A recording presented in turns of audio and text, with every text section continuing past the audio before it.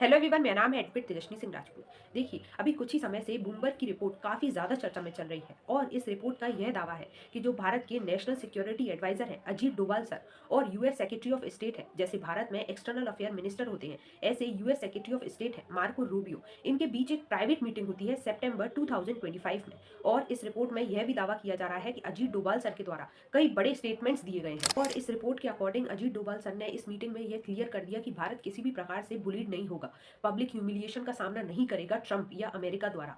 साथ ही उन्होंने कहा कि यह ट्रेड डील होगी, भारत की तरफ से भी होगी, लेकिन अगर यह प्रेशराइज करने की कोशिश की जा रही है या फिर ट्रंप द्वारा यह स्टेटमेंट्स पास किए जा रहे हैं जो कि भारत के खिलाफ है, तो इससे दोनों देशों के रिलेशंस खराब हो रहे हैं। और देखिए, ये अपने आप में ही काफी बड़े स्टेटमेंट्स हो जाते हैं, बिकॉज हम सभी जानते हैं भारत और यूएस के बीच में कितनी ज्यादा प्रॉब्लम्स देखी जा रही हैं। साथ ही यूएस कंटिन्यूअसली भारत को पब्लिकली क्रिटिसाइज कर रहा है, साथ ही भारत पर यह आरोप लगा रहा है कि वह ट्रेड बैरियर कर रहा है। साथ ही यूएस द्वारा यह भी कहा जा रहा है कि रशियन ऑयल ना खरीदा जाए, और भारत का भी इस पे कंटिन्यूअसली जवाब आ रहा है। भारत का कहना है कि ट्रेड को वेपनाइज कर रहा है अमेरिका, और इन सभी के बीच में ऐसा स्टेटमेंट आना अपने आप में ही काफी बड़ी बात हो जाती है। और इस रिपोर्ट के अकॉर्डिंग यह भी दावा किया जा रहा है कि अजीत डोभाल सर ने एक लाइन बोली, वी कैन वेट, यानी वो यह कहना चाहते हैं कि जब तक जो यूएस प्रेसिडेंट डोनाल्ड ट्रंप की प्रेसिडेंसी है, जब तक वो उस पोस्ट पर है, जब तक उनकी टर्म है, जब तक उनका टर्म खत्म नहीं हो जाता, तब तक वह वेट करने को तैयार है। ताकि मैं बता दूं, इस मीटिंग को लेके जो भारत के एमईए है यानी मिनिस्ट्री ऑफ एक्सटर्नल अफेयर है, उनके जो स्पोक्स पर्सन है रणधीर जायसवाल,